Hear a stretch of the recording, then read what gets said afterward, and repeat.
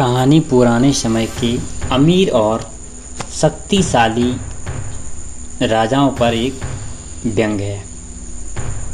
इस कहानी में बच्चे के रूप में जन्म हुआ था, तो उस बच्चे के लिए भविष्यवक्ताओं ने भविष्यवाणियाँ की थी।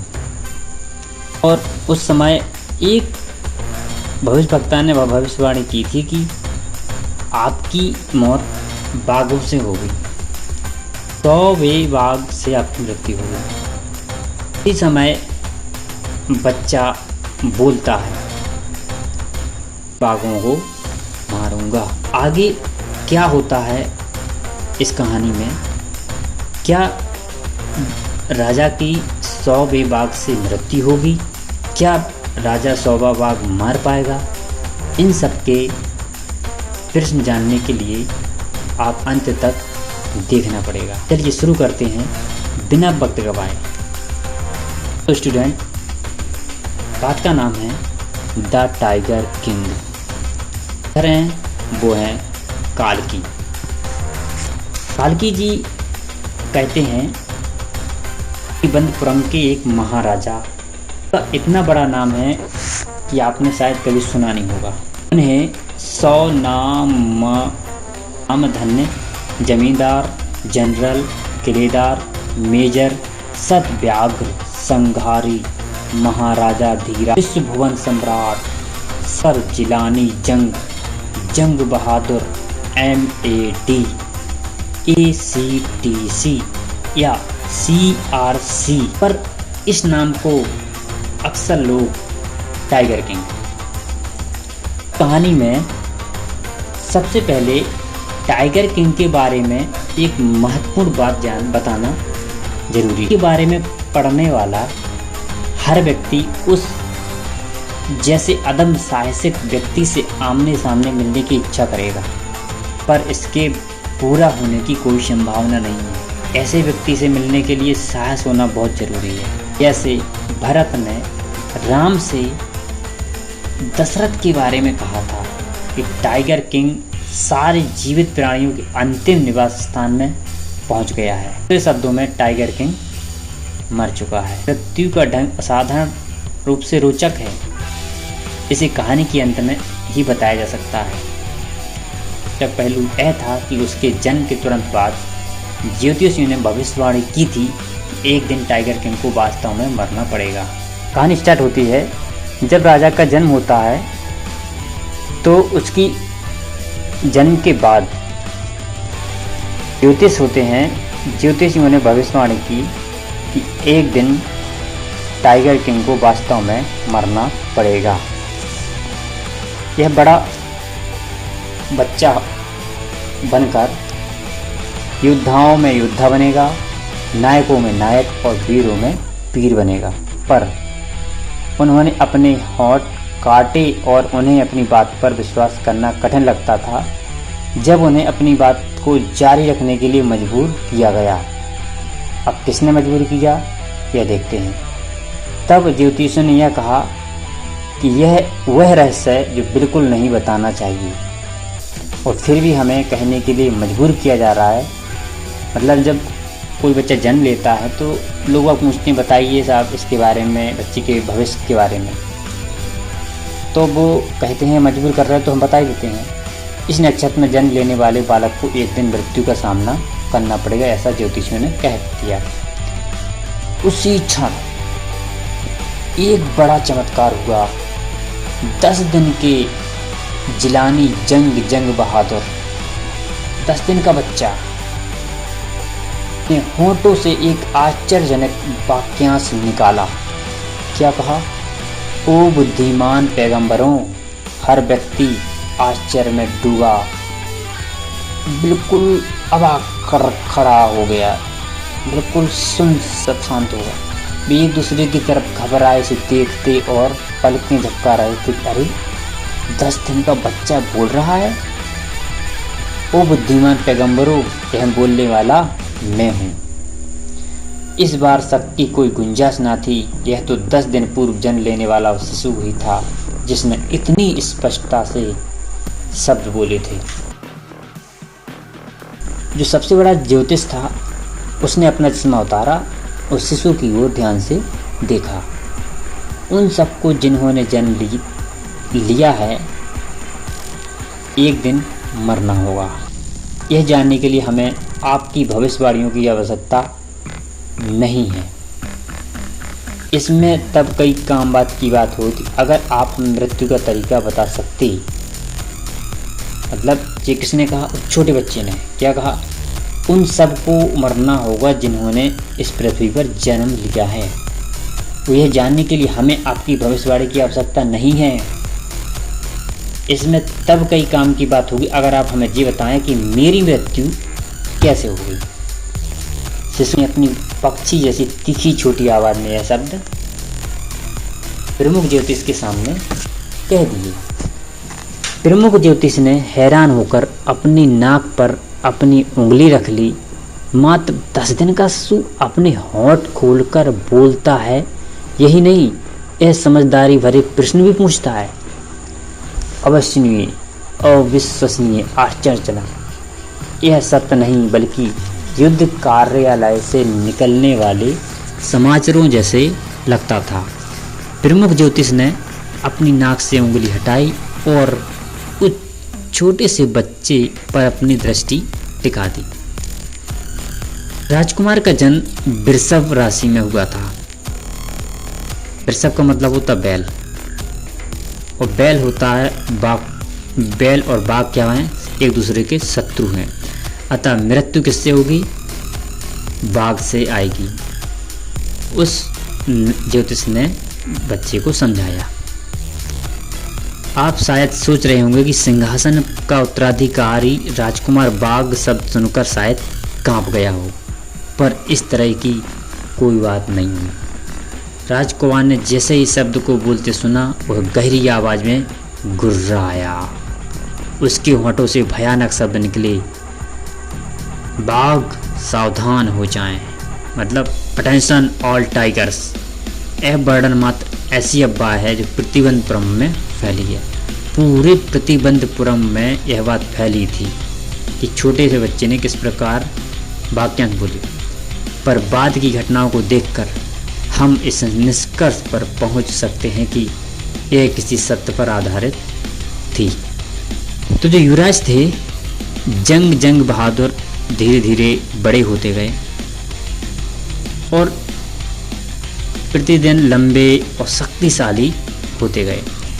पूर्व वर्णित घटना के अतिरिक्त उसके बचपन में और कोई चमत्कार नहीं हुआ। लड़के ने अंग्रेजी गाय का दूध पिया। एक अंग्रेज महिला जिसे बोलते धाई ने उसे पाल कर बड़ा किया। एक अंग्रेज के द्वारा पढ़ाया गया। अंग्रेजी फिल्मों के अलावा और कुछ नहीं उसे दिखाया गया, ठीक वैसे ही जैसे कि अन्य सारे भारतीय राज्यों की युवराज करते थे। जब वह 20 वर्ष का वयस्क हुआ तो वह राज्य जो तब तक कानूनी संरक्षण में था अब राजकुमार के हाथों में आ गया। पर राज्य के प्रत्येक व्यक्ति को ज्योतिष की भविष्यवाणी याद थी। बहुत से लोग इसकी चर्चा भी कर रहे थे। धीरे धीरे यह बात महाराजा के कानों तक भी पहुंच गई। प्रतिबंधपुरम राज्य में अनेक जंगल थे। उसके अंदर टाइगर रहते थे, बाघ रहते थे। महाराजा को वह कहावत पता थी, आत्मरक्षा के लिए आप किसी गाय को भी मार सकते हो। आत्मरक्षा के लिए निश्चित रूप से बाघों को मारने में कोई ऐतराज नहीं हो सकता था। महाराजा ने बाघों का शिकार करना शुरू कर दिया, जैसा कि उन्होंने भविष्यवाणी की थी कि बाघों सावधान हो जाओ। महाराज तब सीमा से अधिक उत्तेजित हो उठे जब उन्होंने अपना पहला बाघ मार दिया और उसने शाही ज्योतिष को बुलाया और मृत पशु को दिखाया। मतलब जो प्रमुख ज्योतिष थे जिनने भविष्यवाणी की थी कि आपकी मृत्यु बाघ से होगी। तो जैसे ही राजा बने ने पहला बाघ मार दिया और वो बताया। फिर कहा, अब आप क्या कहते हो? महाराज ने कहा, महाराज आप बिल्कुल इसी तरह चाहे 99 बाघ मार सकते हैं। पर ज्योतिष धीरे धीरे बोला, क्या? पर क्या? राजा ने बोला, पर क्या? पर 100वें बाघ के बारे में आपको बड़ा सावधान रहना होगा। राजा ने कहा, अगर 100वां बाघ भी मार दिया जाए तो? तब ज्योतिष ने कहा, मैं ज्योतिष की अपनी सारी पुस्तकें फाड़ दूंगा, उनमें आग लगा दूंगा, और मैं अपनी चोटी कटवा लूंगा, सिर के बाल भी मुड़वा दूंगा और एक बीमा एजेंट बन जाऊंगा। ज्योतिष ने बेतुकी बात कह दी राजा से। उस दिन के बाद से प्रतिबंधपुरम में रहने वाले सारे बाघों के लिए उत्सव का माहौल था। राज्य में महाराजा को छोड़कर किसी अन्य व्यक्ति द्वारा बाघ के शिकार पर रोक लगा दिया गया। इस आशय की घोषणा की गई कि अगर किसी व्यक्ति ने बाघ की तरफ एक पत्थर भी फेंकने का साहस किया तो उसकी सारी धन और संपत्ति जब्त कर ली जाएगी। महाराजा ने प्रतिज्ञा कर ली कि वह 100 बाघ मारने के बाद ही सारी दूसरी बातों पर ध्यान देंगे। प्रारंभ में लगता था कि अपनी महत्वाकांक्षाओं को पूरा करने के लिए राजा ठीक गति से जुटे थे। ऐसा नहीं कि उसे किसी खतरे का सामना नहीं करना पड़ा हो। ऐसे अवसर भी आए कि गोली का निशाना चूक जाता था, बाघ उनके ऊपर छलांग भी लगा देता था और वह खाली हाथ उस जानवर से लड़ता था। हर बार जीत राजा की होती थी। एक और मौके पर उसे अपने सिंहासन को खो देने का खतरा आ गया। क्या? एक उच्च पदस्थ ब्रिटिश अधिकारी प्रतिबंधपुरम की यात्रा पर आया। उसे बाघों के शिकार का बड़ा शौक था। इससे भी अधिक शौक अपने द्वारा मारे गए बाघों के साथ फोटो खिंचवाने का था। पर प्रतिबंधपुरम में बाघों का शिकार करना मना था और यह अंग्रेज करना चाहता था, पर महाराजा अपने फैसले पर अड़ग थे। उसने अनुमति देने से इनकार कर दिया, साफ साफ मना कर दिया कि नहीं साहब, मेरे यहाँ मेरे अलावा कोई भी शिकार नहीं कर सकता। मैं किसी और शिकार का आयोजन करा सकता हूँ आपको। आप चाहो तो सुअर का शिकार कर लो, सुअर का ना चाहो तो चूहों का शिकार कर सकते हो, आप चाहो तो मच्छर का शिकार भी कर सकते हो, पर बाघ का शिकार नहीं कर सकते यार, असंभव है ये। राजा ने कह दिया अंग्रेज से। ब्रिटिश अधिकारी के सचिव ने महाराजा को दीवान के द्वारा संदेश भेजा कि दुरई को स्वयं बाघ नहीं मारना था। फिर जो ब्रिटिश अधिकारी था उसने एक सचिव के द्वारा महाराजा को संदेश भेज दिया कि उसे कोई बाघ नहीं मारना था, वास्तविक शिकार महाराजा कर सकते थे। दुरई के लिए महत्वपूर्ण बात यह थी कि बाघ के मुर्दा शरीर के ऊपर खड़े होकर बंदूक हाथ में लेकर अपना फोटो खिंचवा लें, बस यह शौक था उसे। पर महाराजा इस प्रस्ताव पर भी तैयार नहीं हुए। अगर वह इस समय नरम पड़ गए तो तब क्या होगा अगर दूसरे ब्रिटिश अधिकारी बाघ के शिकार के लिए वहाँ आएंगे। इसलिए उन्होंने इसके लिए भी मना कर दिया कि नहीं, आप फोटो खिंचवाने भी नहीं आ सकते, क्योंकि उसने एक ब्रिटिश अधिकारी को अपनी इच्छा पूर्ति से रोका था। महाराजा को अपना राज्य चले जाने का खतरा हो गया था। इस विषय पर महाराजा और दीवान ने विचार विमर्श किया।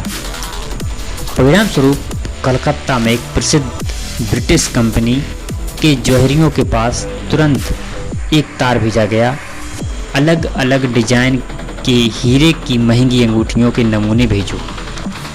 करीब 50 अंगूठियां आईं। महाराजा ने सारी की सारी उस ब्रिटिश अधिकारी की सुयोग्य सुंदर पत्नी के पास भेज दी।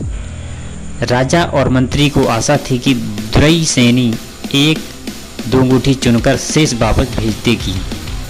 तुरंत ही दुरई सैनी ने अपना उत्तर भेज दिया राजा को। आपकी भेंट के लिए आपको बहुत बहुत धन्यवाद।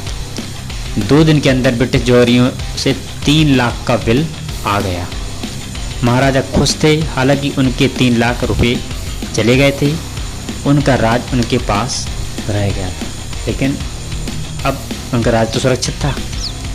महाराजा की बाघों के शिकार अत्यधिक सफल होते रहे। 10 वर्ष के अंदर वह 70 बाघ मार सके।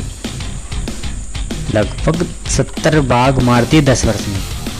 तब एक अप्रत्याशित कठिनाई ने उनके लक्ष्य को विराम दे दिया। उनका लक्ष्य में विराम आ गया।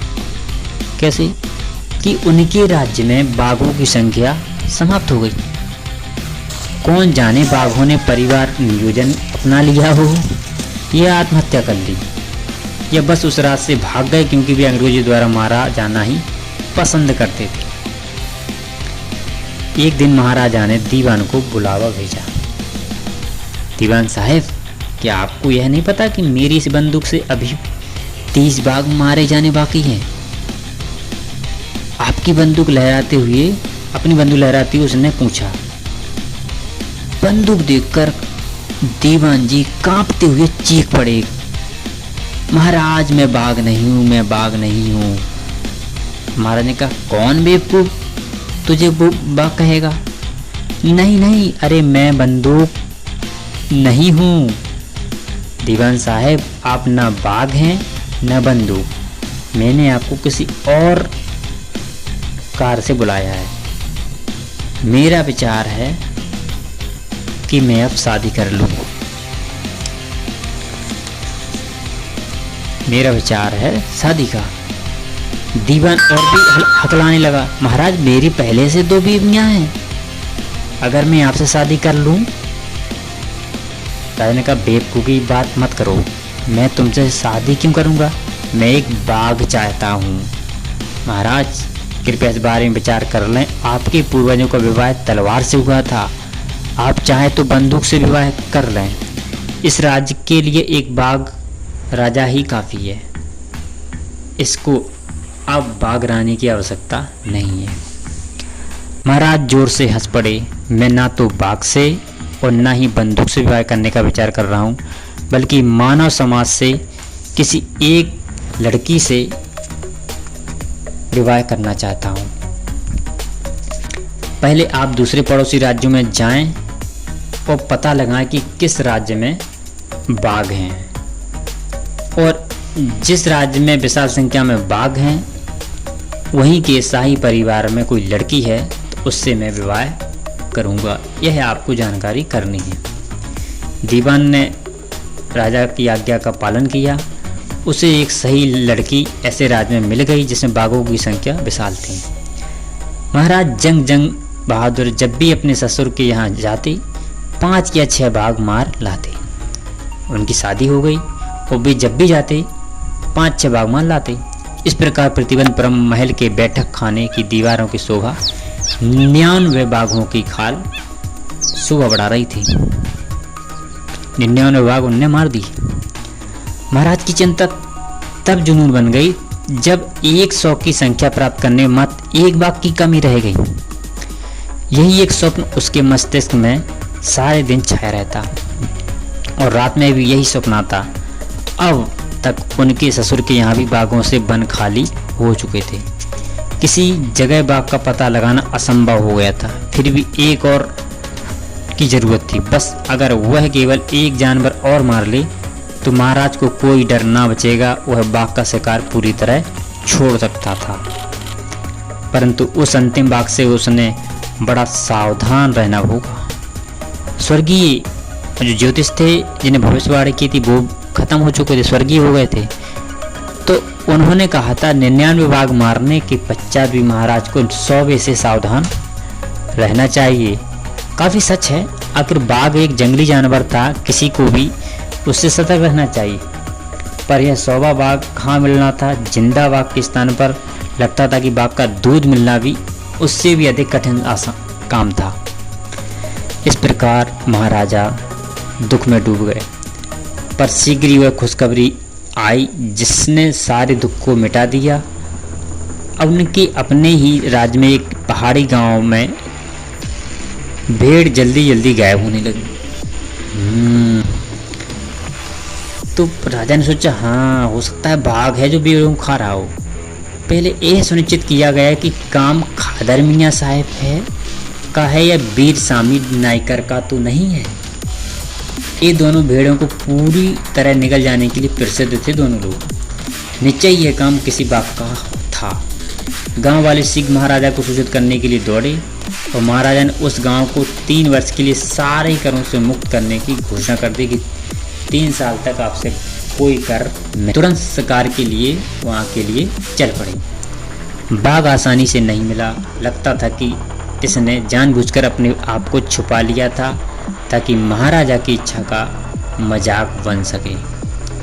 महाराजा भी उतने ही निश्चित मन थे। उन्होंने बाघ न मिलने तक जंगल छोड़कर जाने से इनकार कर दिया। ज्यों-ज्यों गुजरते गए दिन महाराजा का गुस्सा और जिद खतरनाक रूप से बढ़ती गई। बहुत से अधिकारियों की नौकरी भी चली गई।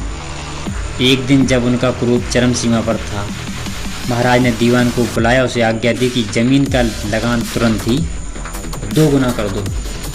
अभी हाल तो बंद कर दिया, आप 2 गुना कर दो। लोग असंतुष्ट हो जाएंगे, दीवान ने कहा, तब हमारा राज भी भारतीय राष्ट्रीय कांग्रेस का शिकार हो जाएगा। उसी स्थिति में आपको अपने पद से शायद इस्तीफा देना चाहिए।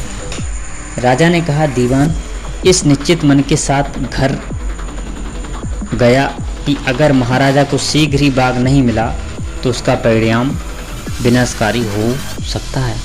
उसे लगा कि जीवन जैसे फिर से लौट आया है। जब उसने उस बाघ को देखा जो मद्रास के पीपल्स पार्क में लाया गया था, उनके घर में छुपा हुआ था। आधी रात को जब नगर शांति की नींद सो रहा था, दीवान और उसकी बुजुर्ग पत्नी दोनों बाघ को खींचकर कार तक लाए और धक्का देकर सीट पर चढ़ा दिया। दीवान खुद ही कार को चलाकर उस जंगल तक ले आया जहां महाराजा शिकार कर रहे थे। जब भी जंगल में पहुंचे तो बाघ ने सत्याग्रह कर दिया और कार से उतरने से इनकार कर दिया। जानवर को बाहर निकलने और जमीन पर धकेलने के अपने प्रयत्नों में दीवान पूरी तरह थक गया।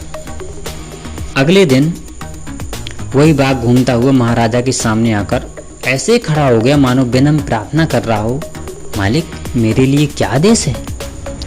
असीम प्रसन्नता के साथ महाराजा ने जानवर के ऊपर ध्यान से निशाना लगाया। बाघ मरे हुए ढेर सा गिर गया। फिर जो खुश हो गया बोले, मैंने 100 बाघ मार दिया है, मेरी कसम पूरी हो गई है। महाराजा की खुशी का ठिकाना न था। बाघ को एक शानदार जुलूस की शक्ल में राजधानी में लाने की आज्ञा देकर महाराजा जल्दी से अपनी कार में चढ़कर चले गए। महाराजा के जाने के बाद शिकारी बाघ को अधिक निकट से देखने के लिए गए। बाघ घबराहट में अपनी आंख घुमाता हुआ वापस उनकी ओर देख रहा था। उन लोगों ने यह जाना कि वह बाघ मरा नहीं था, गोली उसे छोड़ गई थी, मतलब टच करके निकल गई थी। यह तो तेजी से गुजरती हुई गोली के मानसिक आघात से मूर्छित हो गया था। शिकारियों की समझ में नहीं आ रहा था कि क्या करें। उन्होंने फैसला किया कि महाराजा को यह पता ना चले कि उनका निशाना चूक गया था। अगर ऐसा हुआ तो उनकी नौकरी जा सकती थी।